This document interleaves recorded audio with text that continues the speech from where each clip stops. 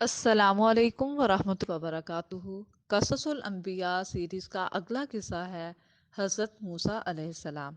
حضرت موسیٰ علیہ السلام مصر میں پیدا ہوئے۔ یہ وہ دور تھا جب مصر پر فرعون کی حکومت تھی اور لوگ دو طبقات میں بٹے ہوئے تھے، ایک قبطی اور دوسرا سبطی۔ قبطی مصر کے قدیم باشندے تھے اور سبطی وہ بنی اسرائیل تھے جو تقریباً 400 سال پہلے حضرت یوسف علیہ السلام کے دور میں مصر آ کر آباد ہوئے تھے۔ اس وقت وہ حکمران قوم کی حیثیت سے آئے تھے، لیکن ایک صدی بعد ہی ان میں جب بے دینی اور اخلاقی انحطاط شروع ہو گیا اور فرقوں میں بٹ گئے تو اللہ تعالیٰ نے ان سے حکومت چھین لی اور مصری لوگ پھر سے قابض ہو گئے۔ انہوں نے ان بنی اسرائیل سے انتقاماً اچھوتوں اور شودروں کا سا سلوک روا رکھا۔ معاشرے میں ان کی کچھ عزت نہ تھی، کوئی سرکاری عہدہ انہیں نہیں مل سکتا تھا۔ یہ لوگ عموماً حکمران قوم کے افراد کے غلام، ملازم اور ان کی عورتیں بھی ان کے گھروں کا کام کاج کرتی تھیں۔ اس طرح فرعون نے عملاً ان لوگوں کو اپنا غلام بنا کر رکھا ہوا تھا۔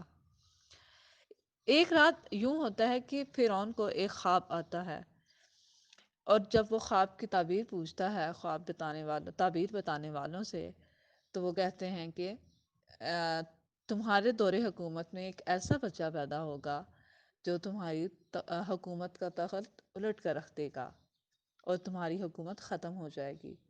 یہ خواب سن کر فرعون یہ فیصلہ کرتا ہے کہ سبتیوں کے ہاں جو بھی بچہ پیدا ہوگا، جو بھی لڑکا پیدا ہوگا، وہ اس کو قتل کرنے کا حکم دے دیتا ہے، اور اس طرح بنی اسرائیل میں جو بھی بچہ پیدا ہوتا ہے اس کو فرعون کے حکم کے مطابق مار دیا جاتا ہے۔ بنی اسرائیل کے ہاں ایک دن ایک بچہ پیدا ہوتا ہے اور وہ موسیٰ علیہ السلام ہوتے ہیں۔ ان کی والدہ ان کو چھپا لیتی ہیں اور کسی پر بھی ظاہر نہیں کرتی، اور اللہ تعالیٰ ان کی والدہ کی طرف وحی کرتا ہے، اور وہ وحی یہ تھی کہ جب تک اس بچے کو سراغ رسانی نہیں ہوتے اسے اپنے پاس ہی رکھو اور اسے دودھ پلاتی رہو۔ بعد مفسرین نے لکھا ہے کہ موسیٰ نے آپ کو 3 ماہ تک چھپائے رکھا۔ جب یہ راز فاش ہونے لگے اور تمہیں یہ خطرہ محسوس ہو کہ اب عمال حکومت اس بچے کو پکڑ کر لے جائیں گے، تو اس کو کسی تابوت یا ٹوکرے میں رکھ کر دریا کی موجوں کے سپرد کر دینا، اور دریا میں ڈالتے ہوئے اس بات کا ہرگز اندیشہ نہ کرنا کہ یہ بچہ ضائع ہو جائے گا، بلکہ ہم بہت جلد یہ بچہ تیری ہی طرف لوٹا دیں گے، تو ہی اسے دودھ پلائے گی اور اس کی پرورش کرے گی۔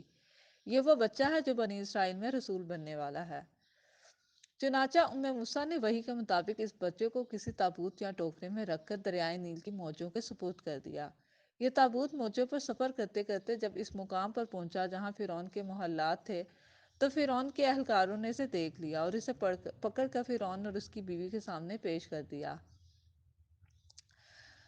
انہوں نے پھر تابوت کو کھول کر دیکھا تو اس میں ایک خوبصورت بچہ تھا۔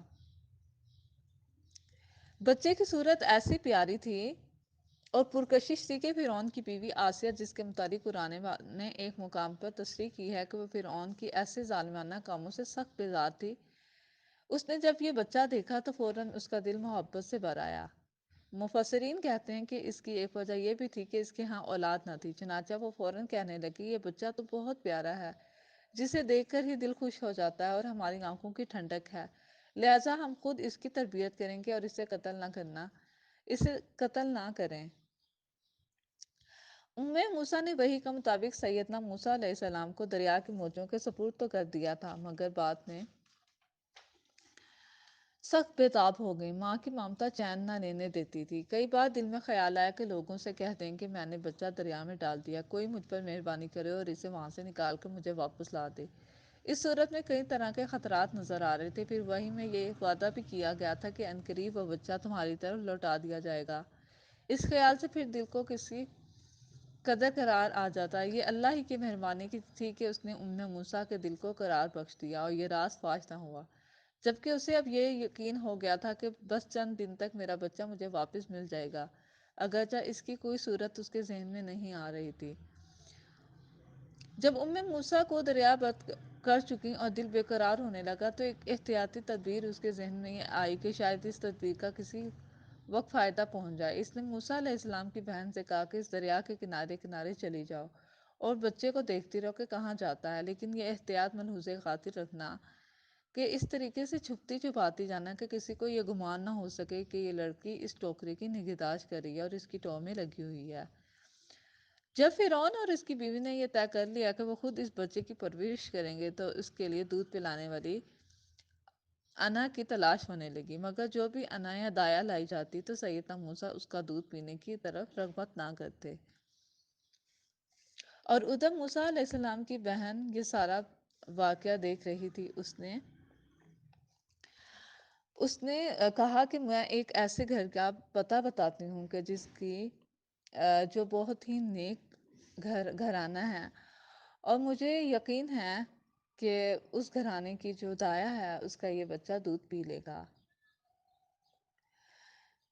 غور و فکر سے اس بچے کی تربیت بھی کرے گا۔